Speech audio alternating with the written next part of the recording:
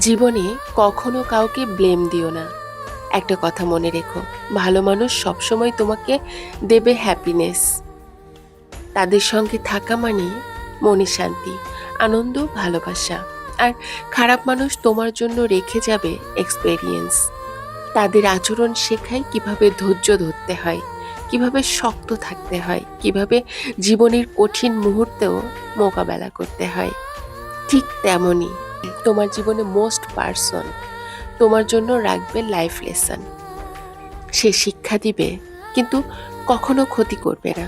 আর তোমার জীবনে থাকা সবচেয়ে ভালো মানুষটি তোমার জন্য রেখে যাবে ভালো স্মৃতি, ভালো ব্যবহার, উষ্ণতা এবং সোনালী মুহূর্ত।